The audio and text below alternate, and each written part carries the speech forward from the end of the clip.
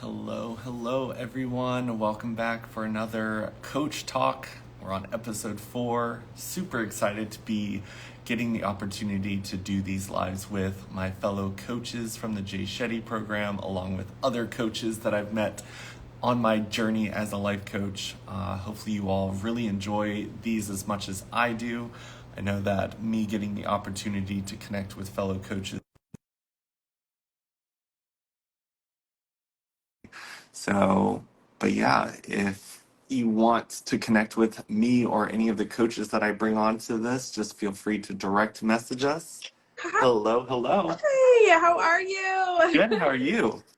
I'm doing good. Not too bad for a Friday. Yeah, yeah, that's good to hear.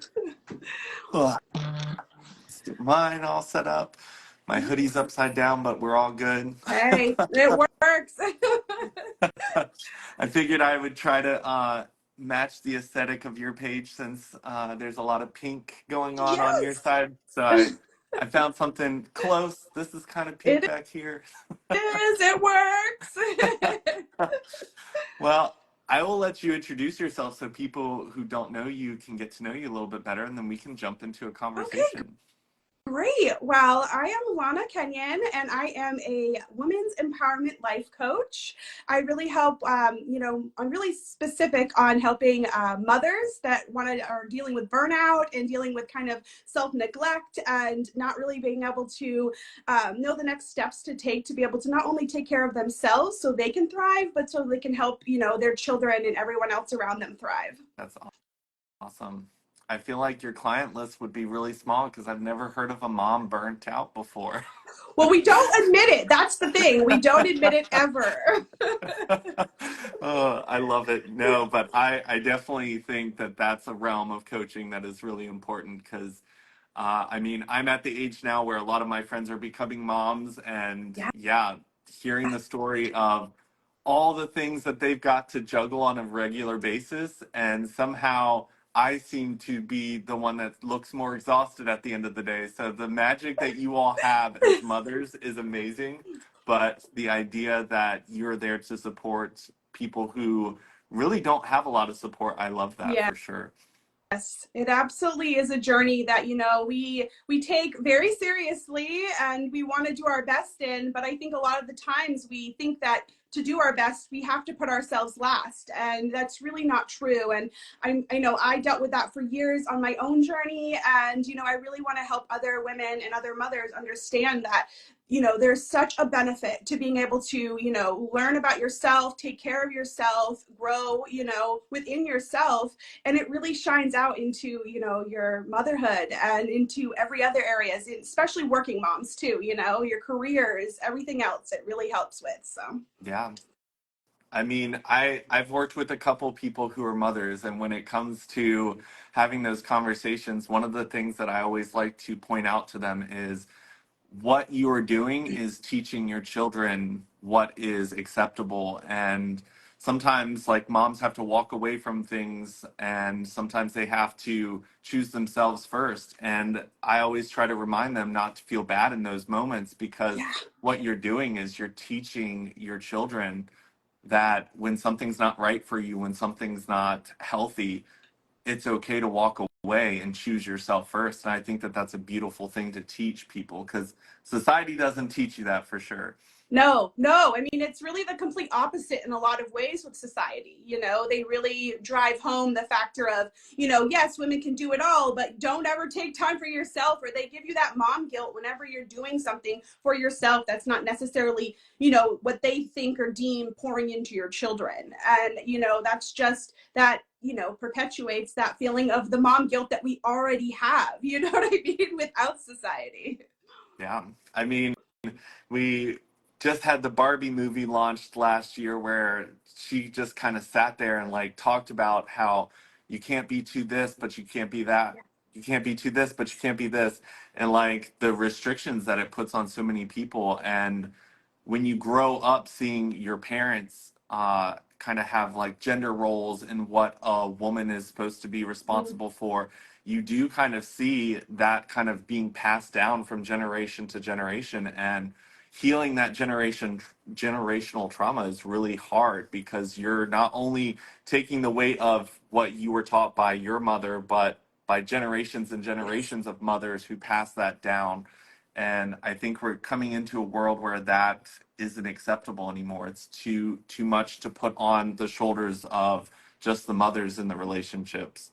Yeah, it's unsustainable, you know, for the long run. I mean, I have two almost grown children, you know, almost have got one in adulthood and one on the way. So, you know, they really watched me when they grew up, taking care of myself and taking that time for myself, and not in a selfish manner. I mean, like when I say take time for myself, it would be, you know, getting up and working out every morning. So I came to them as a, you know, more chill, you know, relaxed parent. And you know, it doesn't have to be some massive thing that you do every single day, but you have to make sure that you're filling up your cup, because you can't pour from an empty cup, you know? And I think, yeah, society and, even your own self, you put so much stress on yourself as a parent, and it really, it doesn't help anyone. It doesn't help you. It doesn't help your children. It doesn't help your family.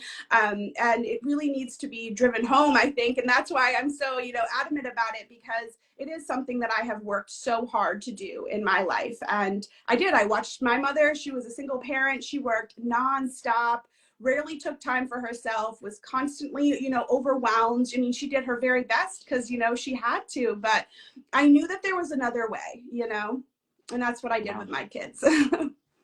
I'm glad to hear that. And I'm glad that you're able to become a coach and be able to kind of share that with the world as well. Because I feel like there's not enough spaces where we equip people to be parents that have healthy relationships with work-life balance and healthy relationships where they can pour into their children as full cups that can be overflowing to their Yes. kids. I know that one thing that has become so relevant in our lifetime now is social media. And when it comes to the level of shaming one another across social media, how have you kind of seen that play out for mothers? Because I feel like sometimes if someone shares like a personal, hey, I took a day off for myself, there's like a lot of things thrown around that aren't always easy for people to navigate through. Absolutely. Absolutely. I mean, especially with social media, I think, there's so many, advice givers and people that think they could do it better, or they do it the best, and they want to be able to pass that along. And I think that, the biggest thing that I had to do is, obviously there are some things that are very helpful. You can go to the internet, you can see some really cool things and, great ideas that you can implement in yourself. But just like anything else on the internet, not everyone is going to sit there and, come with a positive, outlook and try to be encouraging you. Really, there are some people that have their own issues and, their own way of thinking that is really, they're just trying to push onto you. And I think you just have to really quiet the noise. You have to, one, get that unshakable like self-worth within yourself, knowing that you're doing your very best, knowing that you love your children, unconditionally, and that, the other people that are coming in here and, it's kind of bullying, it's like social media bullying. You have to just quiet the noise and try not to listen to, that kind of stuff. Yeah.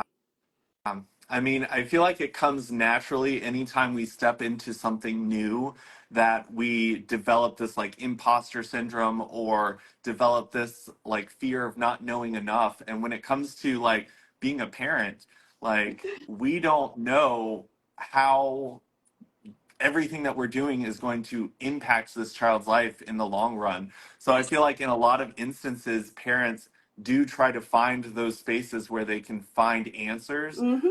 but also we have to realize that you have to trust yourself. Like what you said with self-worth, like if you lack that and go into the world where everyone has an opinion, that can be really dangerous. It's terrifying. It's terrifying, and I think as parents anyways, it's scary. We are, like you said, it's we're doing our very best, and Mhm. that's really how I went into parenting. I was like, you don't get redos. You can't be like, oh, try this again.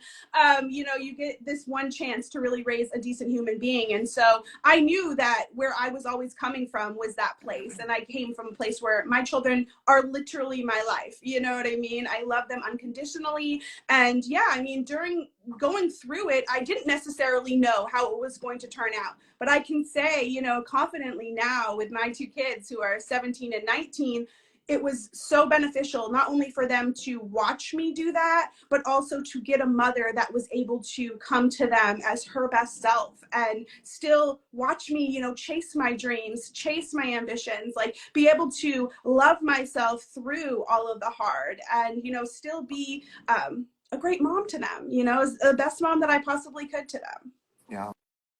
I think one of the things that I even realize when I'm like coaching people through like relationship stuff is when you go through the healing process for yourself, you're able to be a better partner and be pretty much in any type of relationship, whether it's with your kids, with your parents, with significant others, with friends, with coworkers, all of those spaces exist in a healthier space when you've worked on yourself. Because I always tell people I work on my triggers all the time. If something triggers me, I write it down and I'm like, this is an area that I got triggered. I need to look at this and see what work needs to be done. Mm-hmm. And sometimes, like, because we're all human, we're all imperfect, we've all had our own traumas and journeys that made us who we are. So sometimes a kid can hit a trigger Yes. that can really impact the way that you feel. It might bring back tons of trauma from your own childhood, Mm-hmm. but in that situation, you're still the parent and you still have to like navigate that in a way that's not going to create trauma for your children. Exactly. So, what is some of the processes that you go through and work with people on when it comes to healing some of those things that may pop up when they're going through motherhood with their Yeah. kids? It's really number one and foremost is acknowledging it, you know, and becoming aware. Like you said, you know, when we get triggered or we have those feelings, like just even as coaches, you know, we are normal human beings and we do have to check ourselves and it's a forever process, you know? So, I mean, becoming aware of it, not pushing it off, you know, and really digging into what is causing that emotion, what is causing that feeling, and, you know, ultimately what feeling do you want, what do you want to feel, you know, and really helping them through their mindset blocks, whatever type of maybe traumas or emotional blockages that they might have come up during that time, and really trying to take that back on, you know, understanding it within themselves and not trying to put it on to their children, and understanding it's like, if you got this from your parents, if you got this from your past, you know, would you want to pass that on to your kids? Do you want to hand, you know, and most of the time it's no, of course they don't want to. But it's hard sometimes, one, as parents to admit that you need help or admit that maybe you're not doing everything perfectly because it's impossible. But, you know, it's really hard sometimes to just even let our guards down in that sense and to say, like, hey, I might have not handled that situation perfectly. But also, you know, depending on your child's age, communicate with them about it too. Like, mommy's having a rough day right now, or I'm feeling sad today, or, you know, and don't just shut your kids out and just be like, oh, you know, like I was always very honest with my children. And, you know, I think that that's what I really tried to drive home for my clients as well, is just, you know, our kids are human beings. Yes, they're little human beings, but ultimately they're going to be grown-up human beings one day dealing with their own emotions and feelings. And you really want to mirror how you would like them to healthily deal with theirs as well. Yeah, I had Orit on here not too long ago and just kind of talking about communicating with your kids on the level that they can understand. Because, Yeah. like you said, depending on the Yes. age, certain things might not translate to them as a child, but what does always translate is how situations make them feel. And if a parent's not careful, sometimes kids will take all the weight onto themselves because Mm-hmm. they aren't being communicated with of mom's having a bad day. It's not your fault. Life is just hard sometimes. And right now, Yes. mommy's trying to figure out how to navigate through this. And kids, you don't have to tell them all the hard stuff that's going on because more likely it won't translate. Yes. But communicating to them, I think, is really important. And I think a beautiful thing about your coaching ability and the space that you hold for people is sometimes parents don't have a safe space to kind of share the struggles that they're having because they're afraid that people may judge them or make them feel bad. Or, I mean, when it comes to kids, like the ultimate fear is like something I did, someone's going to accuse me and say I'm a bad parent and they're going to take my kids away. Uh, so it's Yes. like so much shame and guilt and fear wrapped up in a ball Yeah. just because they want to be the best parent ever. But that doesn't always translate that way to kids and to everyone around us. So when you think about a parent who's kind of dealing with all of that wrapped in one, how do you kind of start the process to get them to feel comfortable enough to come to you and work with you as a coach to kind of start that journey of finding the better flow of things and how to have that healthy relationship of being a parent? Yeah, I think first and foremost, I really try to just humanize myself and them to understand that I am a parent myself. And I think sometimes people look at me and they're like, you have a 19 and 17-year-old. They don't really deem it possible. So I really try to like let them know that they're not alone. You know, I think that's one of the most scariest times and things is like, one, you're not alone, and two, you're not being judged. This is a completely safe space. And you know, there's so many times, even in motherhood, that we do have these crazy things go through our minds or we feel certain ways. And of course, you don't ever want to talk about those things because, you know, it's so taboo or you're a bad parent or whatever, those things that might come up in your mind. But really allowing them to be able to talk open and honestly about how they're feeling, their struggles, what they're going through, and understanding there is absolutely no judgment coming from me, you know, is huge. Just holding space, as you know, as a coach, holding space for people that don't always feel heard, don't always feel seen, constantly feel overlooked can be so powerful. Yeah. And I mean, we live in a world today where Instagram shows us these perfect family photos where everyone just seems to Mm-hmm. have the perfect family. And I mean, even growing up, like looking at other people's families, we all know the dysfunction that exists within ours. Yes. And when we look at other people around us, what we're usually just seeing is like the photo reel of the best moments that they can have. Yeah. How do you think like a parent can healthily navigate through like social media in comparison to other parents, since I think it's almost inevitable that that type of stuff will happen even if you don't want to? Yeah. Unfortunately, that's what I always say about social media. You're seeing the highlight reels of everyone's life. You're rarely seeing, you know, the stuff that's hard and the dysfunction and the unhappiness, you know, because who wants to put that out there? Everyone's putting things out on social media because they want clicks, they want likes, and not many people are, you know, saying like, "Yay, you're having a bad day."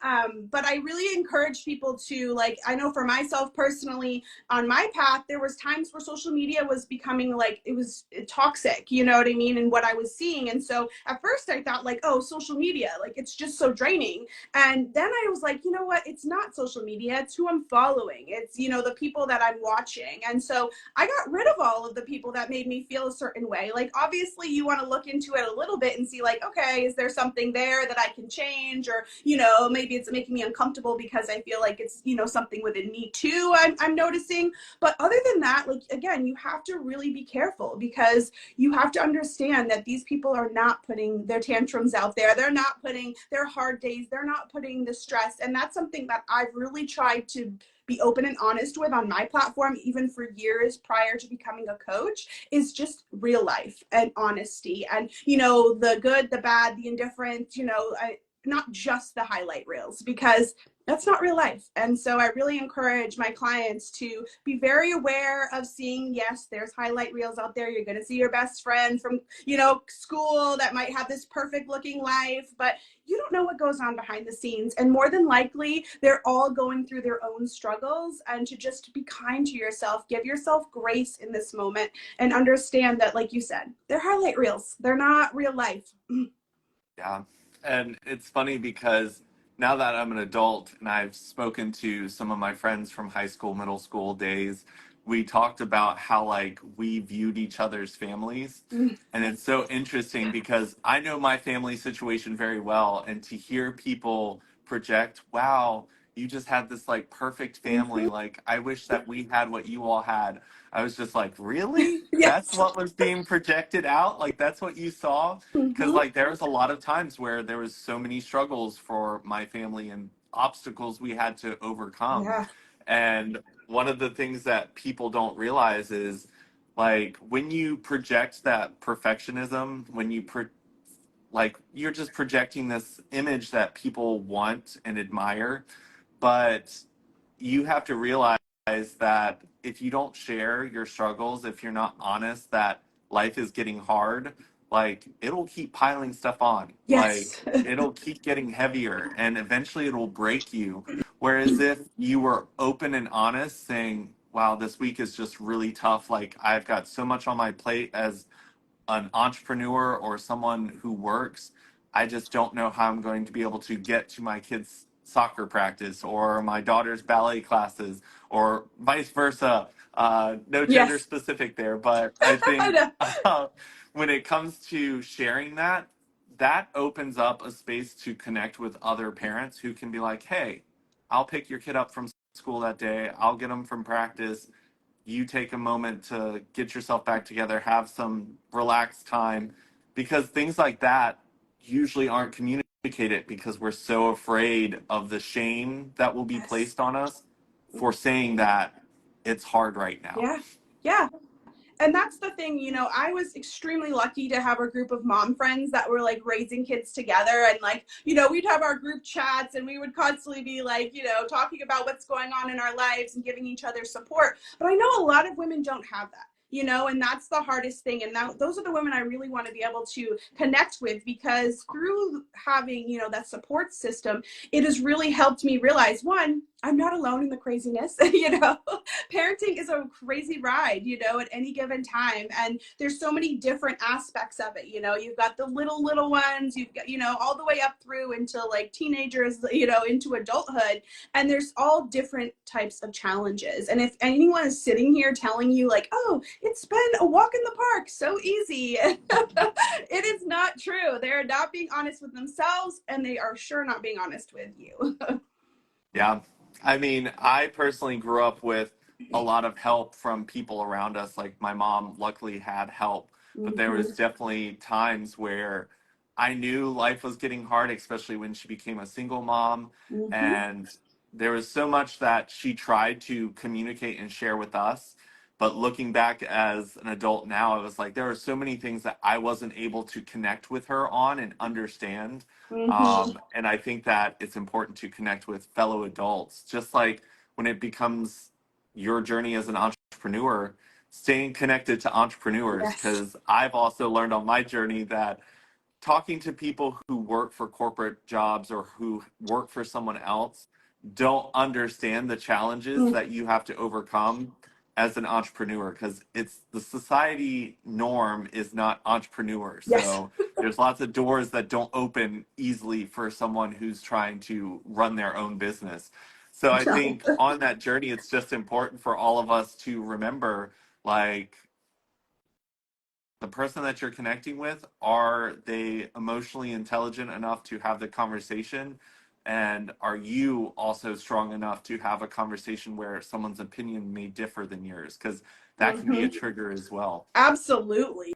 Absolutely. I mean, I think like especially as parents, we're constantly on that point where it's like if someone tries to give us, you know, their opinions or what they're doing, we're like, wait a minute, like we think that it's an attack, or you know, they're saying like, oh, well, I'm better than you, and that's not necessarily the case, you know. And we have to understand too that we all are human beings, and in life we do things differently, you know what I mean? There's no like blueprint of this is the best way to raise a child, you know. Like I've had so many new moms right now that had these little babies, and you know, with the internet, with social media, with all of the, you know, advice everyone wants to give you, it's overwhelming and it causes so much more stress, so much more doubt. And you know, understanding like you've got this. If you love your babies and you're giving them your all, and you know, you're also being aware of taking care of self, you know. And when I say that, it's not in a selfish way. Like I said, it can be something very simple. I always encourage my clients, even if it's 5 minutes out of your day where you have to go and like close yourself in the bathroom or go, you know what I mean, while your kids are outside. If they're safe and they're taken care of and you just need a moment to meditate, take a shower, go for a walk, step away, like that does not make you a bad parent. You know what I mean? And I think that that's what society and what so many people try to drive home. And especially for working parents, you know, and working moms, it's like you feel like you're being pulled in so many different directions at every given time. And it doesn't necessarily feel like you're fulfilling either one of the, you know, any of the areas in that space, you know, your career, a parent, your family life, or I mean, taking care of ourselves is usually completely on the back burner, you know. Yeah. So when it comes to like the time management thing and making time for yourself, because like we said earlier, if you're not filling it your cup, then eventually you're going to burn out, run out of things to be able to give to people around you. What are some things that you personally have done in your life other than you shared working out in the mornings? What are some other things that you've done to kind of fill your cup or things that you've suggested for clients to help them? Yeah, I think for like my clients, it's all very individual based, you know, depending on who they are, what they like to do, what they enjoy, what brings them joy, what brings them peace. For me, definitely working out was a huge thing. As I said before, any type of moments where I'm like, mommy needs a timeout. I'll go sit in my room. I'll read, I'll journal, you know, listen to self-help, read a book of some sort that is self-help and motivational. And you know, there's many different things that you can do. I think if you have a good friend you can talk to, that's also helpful. But I mean, the power that lies within just taking a moment to, you know, take a step back, you know, whether it be in your room, whether it be outside on your deck, whether it be, you know, taking a bath, but finding those few moments in your day where you can give back to yourself, however that looks like for you. You know, not everybody likes to work out, not everybody enjoys that, you know, but I really like to encourage my clients to find their individual thing that really brings them a little bit of peace and try to practice that each day, try to implement that. And I know a lot of the time I get, you know, I don't have time for that. I can't do that. There's no place in my day that I have time. And I have to, you know, kind of push back a little bit because as everything else, we make time for everything else, you know what I mean, that we need to. And for our children, we will fit in every, you know, practice, like you said, every rehearsal, everything, you know, for our kids. It's okay to take that time for yourself because ultimately when you don't take that time for yourself, you're burning yourself out. And that's what I really want to try to help my clients avoid is that, you know, perpetual burnout, because it's like we'll get there and then we'll burn out and they're like, okay, bounce back. And then it's like we do it all over again and burn out. And it's like there's another way. You don't have to constantly go right to the place of burning out every single time. Yeah, it's funny because one of my coaches that I worked with taught me a method of instead of trying to like tell people this is my time, just put myself on my calendar as if I was a client Yes.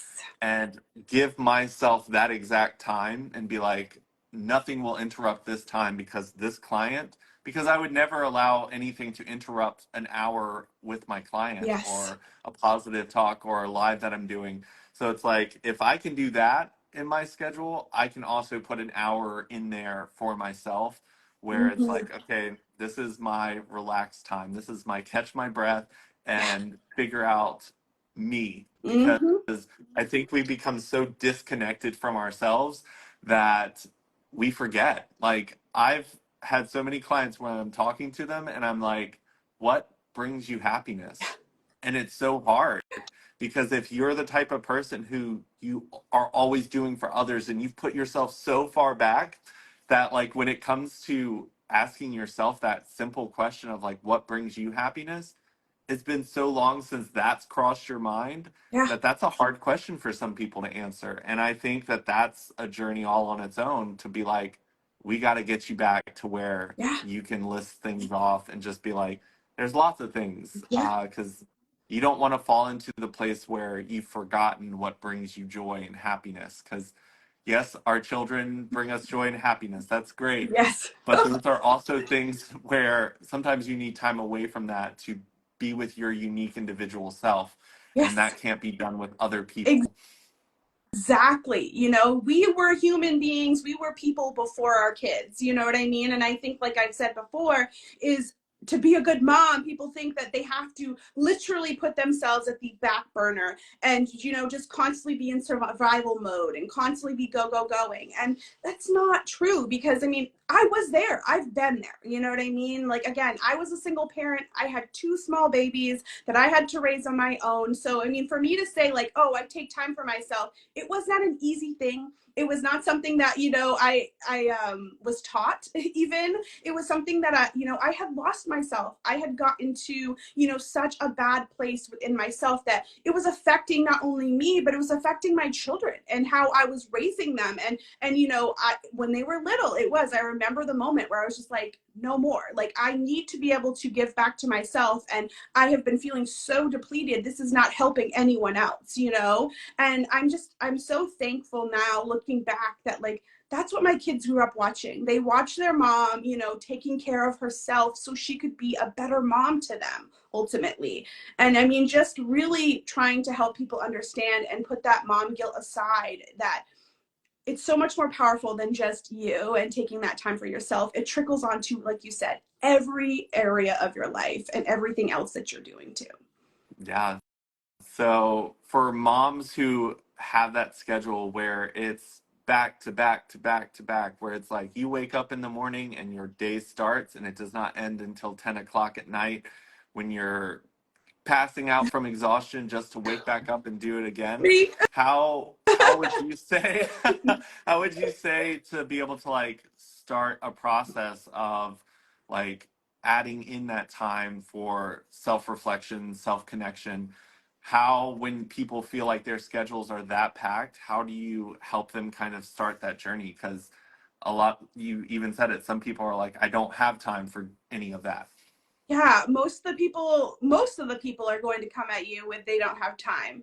And I just think that I always try to encourage them to find, even if it is like 5 minutes, if you need to get up 5 minutes earlier, if you need to stay up 5 minutes later, if you need to, you know, walk around the block for 5 minutes on your lunch break. I mean, there's always a little bit of time. Think about the time that we spend on our phones. Think about, you know what I mean? Like, there's plenty of time as parents that I'm sure that you're catching yourself scrolling, you know what I mean, or looking on your phones. There's got to be an area in your day that you can at least find 5 minutes. And the power that even 5 minutes can hold is amazing. You know what I mean? To recenter yourself and to feel a little more, you know, revived or whatever you need to feel in that moment. Like, there is always a little bit of time in your day. And I really encourage them to try to like list out their full day. You know, they're going to come with their whole calendar of lists. And like you said, it's like pencil yourself in there somewhere.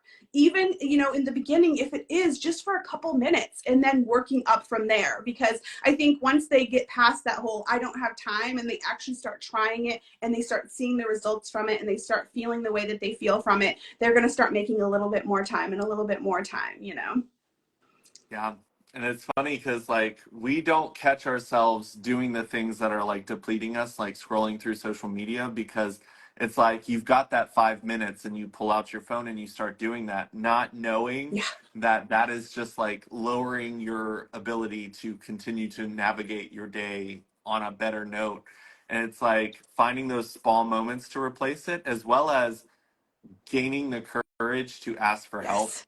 because like we said earlier, when it comes to another parent possibly picking the child up after a practice, Mm-hmm. or after an event, so that that gives you a new space to just have for yourself. And sometimes it seems like we're trained to think anything we do for ourselves is selfish, but it's like in that moment, would that extra hour that this parent is giving you, because they're already going to be driving past your house anyway and Yeah. they're already at the game, does that extra hour serve you better than you running around hectically trying to get from work to practice so that you can do that? Yes. It's not easy to ask for help, and I think training yourself to believe like it's okay to say I need help Mm-hmm. it gets you in that position of creating some space where if you were trying to do this all on your own, that space doesn't exist Yeah. because sometimes our lives have so much where it's required. I mean, back in the day, like they say this still, but back in the day, it really meant something was it takes a whole community to raise a child. And it's like all of that is important. But I think in today's world, we've trained people that if you can't Yeah. do it by yourself, you should be ashamed of yourself. And that shame is driving people away from connecting with others and accepting help where it exists. Yes. That was something that I really had to overcome a lot too with, when my kids were younger, is asking for help. I was very independent, and, no matter what, I would, like I said, burn myself out by trying to do it all, and understanding like there are so many people out there that would love to help. You know what I mean? Like they're so excited to be able to help. And I think knowing too, like, finding your people, like I had a really great group of friends that I could lean on. If you are married and have a spouse, understanding like to be able to ask for that help, set up that boundary. I really work with some of my clients too that are married, being able to just communicate with their spouses about needing that time. And it's like, it's hard to say, but it's like, for so many men, it's like they can go watch the football game, go hang out in the garage with go do these things, and it's fine. Nobody thinks twice about it when the mom's in there doing like 50 million things at once trying to play catch up. But it's okay for you to ask your spouse, like, hey, I need 5 minutes, or I need 20 minutes to go for a walk, or I need to go just sit up in the room and read a little bit, or journal, or, whatever it needs may be, or get my coach and go and talk to my coach for an hour. Something that's going to, again, fill their cup up is very, it's not always easy, but it's something that is so important. Yeah. And I think sometimes we push ourselves to a limit where it's like, I need like a year Mhm. vacation from life. Yeah. Like, Yeah. we get to the point where it's like, it is just so much that to recover from this, I need a year away from it all. And unfortunately, most of our lives don't create space for that type of vacation. But taking small, gradual steps to create space for yourself in your day to day life can make it to where a vacation is something that you're enjoying, not something that you're doing because you have to detox from the life that you were living that was just running you into the ground.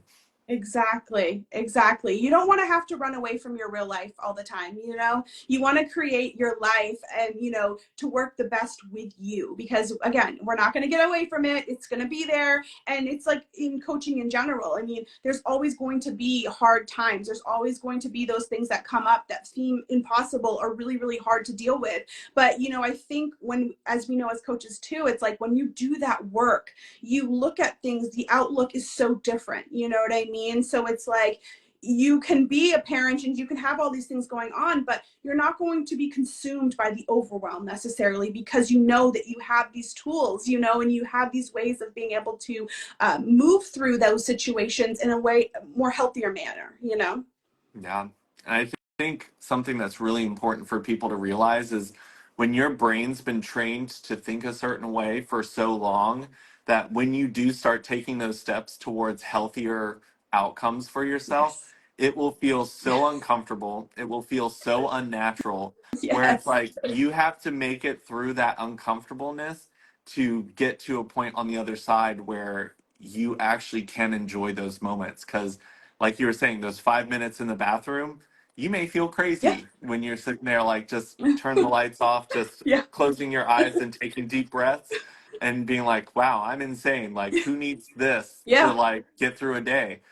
But it is important. Yes. It is things that we need. And people have to realize that because when I started making choices that were good for me, the process that I had was like in situations where I knew I needed to set a boundary and I did it, my brain was like, you made a Yeah. great choice. Yeah. But then the back of my brain, the subconscious part that was seeking comfort, was like, no, no, no, no, no, no, you're going to ruin everything. Yeah. Stop, stop, stop. And it's like you have to retrain your brain to see healthy as good Yes. because healthy isn't natural for most of us. Most of us have picked up unhealthy Yes. habits. That's the reason why we need Yes. therapy and coaches. But it's like, understand that in the beginning, it's not going to feel Yes. natural. It will feel fake sometimes. Mm-hmm. I mean, there have been times where I'm like, you know what? Let's gather up all my energy and put out this positive vibe. Let's just because I noticed that when life had me down and I went around friends and just allowed that to ooze out of me, that I was pulling everyone down with me. Mm, Then I realized that when I went into spaces and just pushed through it, and I was like, you know what, I'm having a bad day, but I know that my friends can bring me up. I'm going to bring an energy that's going to help them lift me up out of this. And then it might have felt fake at first, yeah. but then their happiness attached to my like energy and pulled my energy up. So I'm not saying toxic positivity, pretend like all these rough times don't exist. Set a limit for like, this is how long I'm going to tell someone what I'm going through, Mm-hmm. and then I'm going to set a space for us to try to pull me out of that, Yeah. because you don't want to be the black hole that spirals down Mm-hmm.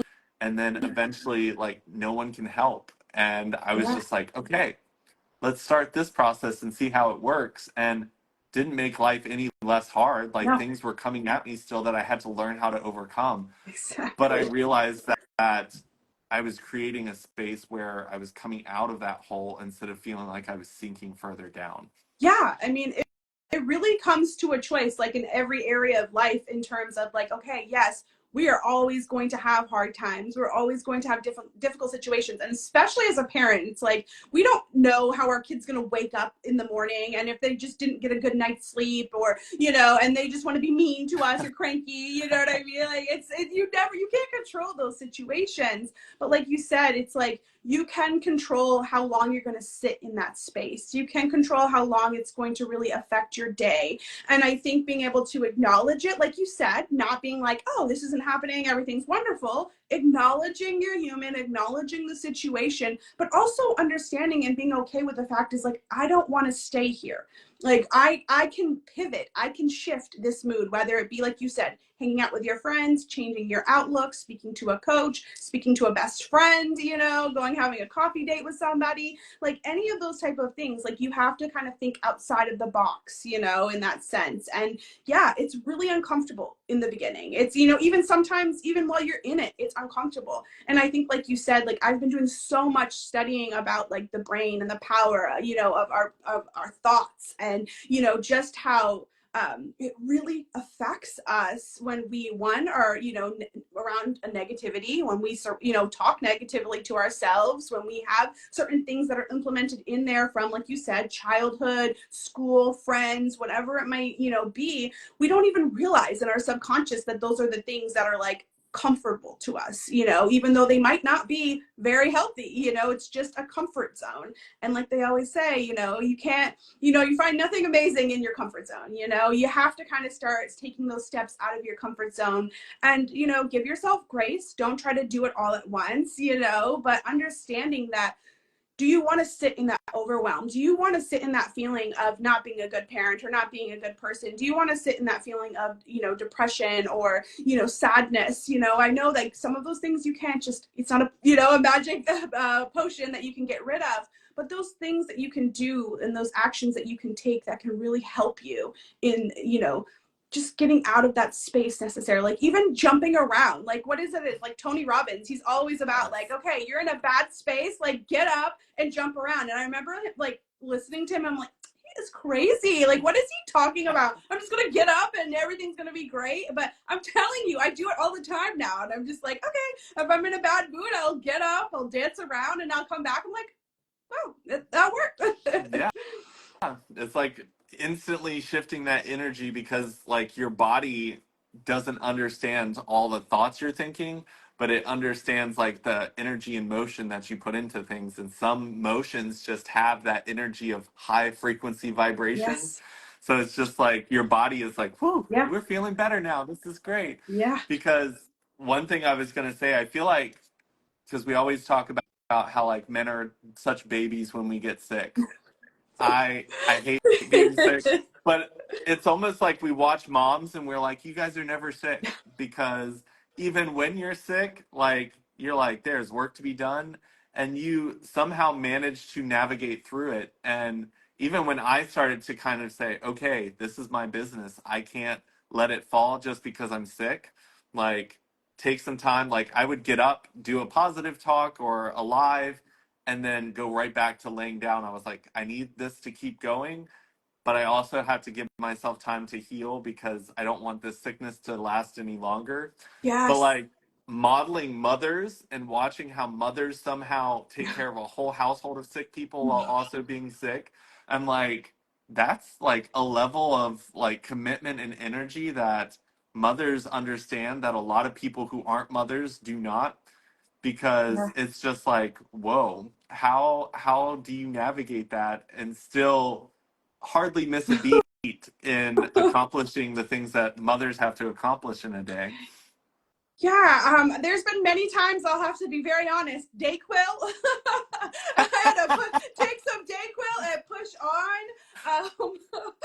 But yeah, I mean, you just when you, especially as a single parent, and you don't always have that necessary help on deck. I mean, yes, ask the people for help that you have around you. I'm like, what's that little thumbs up? um, but just really just being able to, one, do your best, give yourself grace in those moments, understanding like this might seem crazy. Like I remember sometimes it's like when you have multiple kids or multiple people in your family, the sickness doesn't just come to one, it's passed along all the way through.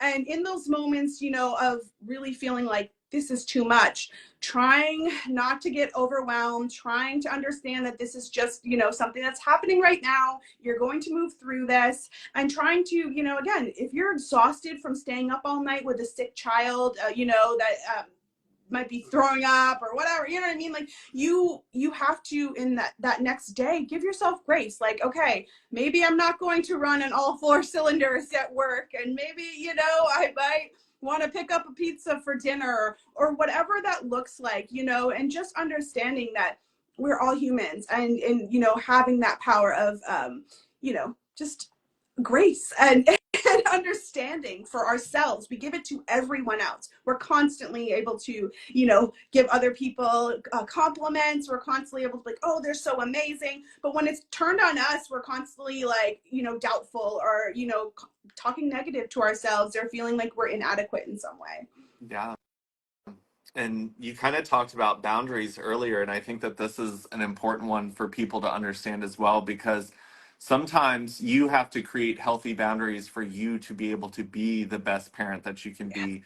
And if you're surrounded by people who don't appreciate the fact that you are doing so much and being a parent on top of that, you have to start setting boundaries where it's like, look, like I can't be in a position where you are constantly making me feel lesser than, Mm-hmm. because I'm having to be a mom plus this, a mom and that. And when it comes to setting those boundaries, sometimes it can mean walking away from things that feel comfortable or Yes. you have had a long time in your life. But I think that it's really important for people to remember sometimes boundaries will push people away. That doesn't mean cut and burn bridges and everything, but Nope. make sure that your boundaries are strong enough to protect you and your children in that space, Mm-hmm. and teach people how to respect you, because that the way people treat us, we've taught them how to do that. And I think that that's a journey that if someone's been in your life and you've been this overwhelmed, overworked person, Mm-hmm. and they've existed there, when you decide to take your life back and create space for yourself in this world, there will be some pushback. And Oh it's really yes. important for you to continue to hold that space, Mm-hmm. because if you allow them to shrink you back down, you're going to end up right where you were before. Exactly. I have so many clients too that deal with this, just like, with their mother-in-laws, constantly putting some type of feeling of like, well, you're doing this, like you're not a good mom, or you should be ashamed of yourself, or you're not doing it the way I did it. And it really is those moments where, I really help my clients not only learn boundaries between, like, obviously like your mother-in-law or your parents, siblings, but like in your workplace, with your children and your family. Like it's so healthy. I mean, we want to teach our children boundaries. We want, and healthy boundaries, and ultimately I always say the people that that get the most upset with you when setting boundaries are the people that get to take advantage of when you don't have them set, you know, and ultimately maybe those people don't need to, you know, be that close, you know, in your life. Like I get, if you're married to someone and you have your mother-in-law, you got to learn how to, you know, deal with them in a respectful manner and, you know, have some type of relationship. But to be able to speak up and say, hey, like what you're saying is really making me feel a certain way or making me feel inadequate as a parent. And, you know, I understand like you did it this way and it worked out, you know, maybe for you, but I'm doing it, you know, my way. And I really would hope that you would just support me. Your, you know, your grandchildren are healthy and loved and taken care of. Like, can we, you know, kind of work on the way that we are dealing with each other or the way that you're speaking to me about certain things, or please just maybe refrain from talking to me about my mothering, you know, so we can continue on this relationship. Yeah. And the mother-in-law is definitely one of those where it's a little tougher because it's like the relationship with you and your partner is connected through the relationship Yes. they have with the mother-in-law, and you don't want to create a toxic space to live in. But I definitely think having those conversations, because in that situation you're both Mm-hmm. adults, you are the parent of your children, and it's important for you to be like, hey, in my household, the way I choose to raise my children will be this Yes. way. You are not the mother, you are grandmother, and you can play that role Yes. however grandmother would like to play that role within the respects of my boundaries that I've set as their mother.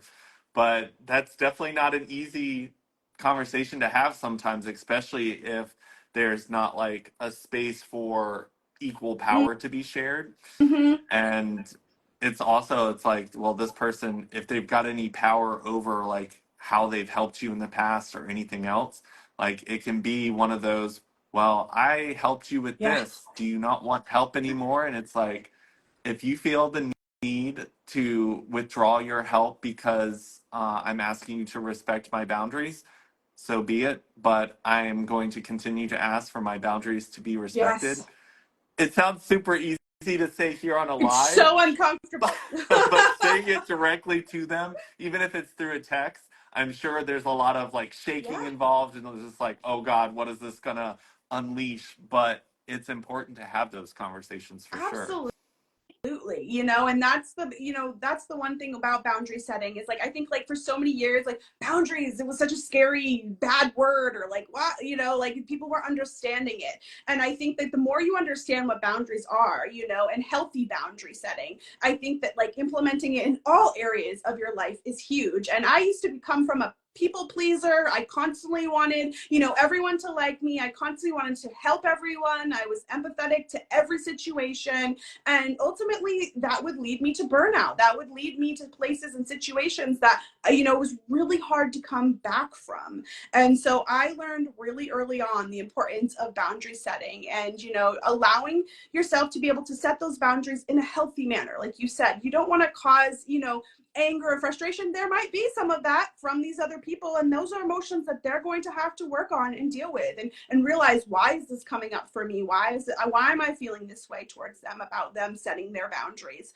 But that is not something that you have to necessarily worry about. If you're respectful in the way that you speak to them, and you know, acknowledge, yes, I understand you're coming from a place maybe where you feel like this is loving and you're trying to be helpful, but this is not helpful for me right now in this moment. Like this is not what I, you know, need in the level of support from you, I think is really powerful. And in, you know, most cases they'll understand in some senses. And if they don't, like I said, that's not for you to have to deal with. That's for them to have to work through. Yeah.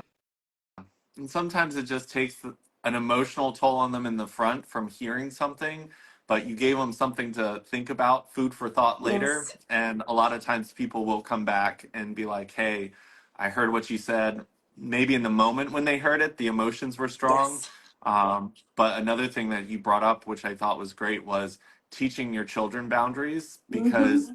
I think so often people in authoritative like roles, they have boundaries and things that everyone has to respect, whether it's at a company or in other Yes. spaces. But I think parents that teach children how to create their own boundaries, and then as a parent, respecting your child's boundaries, like Mm-hmm. that teaches them the importance of setting boundaries and how people who deserve to be in your life are the ones that respect those boundaries. And I Yes. think that that's a beautiful thing to teach children. Yeah, I have to say, like my daughter, she's just blowing me away. She's 17, she's in her senior year of high school. And to see the way that she deals with relationships, friendships, and the boundary setting she does, and how she is like unapologetic about it. Like she's just like, nope, there's drama there, there's negativity, they're causing this disruption. Like and for a 17-year-old kid, she has got her head on so straight and understanding clearly why she's setting those boundaries and why she's feeling, just having her feelings and emotions and being able to talk about them so clearly is just amazing. And yeah, I mean, I think that for me to be able to see my kids now older, knowing setting those boundaries, teaching them to set boundaries for themselves and showing through how I do it, has really paid off in so many ways. And I'm so proud of both of my kids in that sense. I love that. And I love when you can actually see those things start to like show up in your child's life, because there's so many things we want them to like absorb and be able to do, but it doesn't always translate into them understanding how to apply it. So I'm glad Exactly. that you're able to kind of see it happening in real life, because that makes the hard work of doing it so much better. Yes. But I see that we're getting to the end of the hour. So I I wanted to know. say thank you so much for coming on. And if there's anything that you would like to share with how we can connect with you as a coach, as well as how can we kind of help you move towards any of your goals as you're becoming a coach and an entrepreneur. Well, you can connect with me on my Instagram. That's my major spot. And there, through there, you'll be able to go to my websites, and I have Facebook as well, LinkedIn, and find Lana Kenyon and Transformative Jay Shetty Coach, Life Coach as well on Instagram, and just being able to kind of reach out any way you can. I have an area on my website. You can find me, a booking page where you can book me through my calendar. You can, go and kind of look a little bit more of what I'm doing and what I, really help people with. And yeah, I mean, thank you so much for inviting me on this platform. I'm so excited, to be a part of this community and, to have, just connected with so many amazing coaches through this experience that we have gone through. And I'm just so thankful that you have created this space for each and every one of us. Yeah. And yeah, thank you so much for coming on. And the energy that you bring into any space that you're a part of is just magnetic to everyone else. So keep being you, keep going out there and killing it, because it's showing in your parenting, it's showing just in your presence when you show up. I absolutely love the stories you share of just your authentic life and the journey that you're on. I love that you're able to present that to the world, because I think that that will really sell you as a coach and people will really be able to connect with you there. I definitely feel like you're finding yourself in that space, and you're just going to go forward in amazing thing and do amazing things. So it was an honor Thank to you. have you, and we'll definitely stay connected for sure. Great. Thank you so much, Ben. Awesome. You have a good rest of your day. Bye. Bye.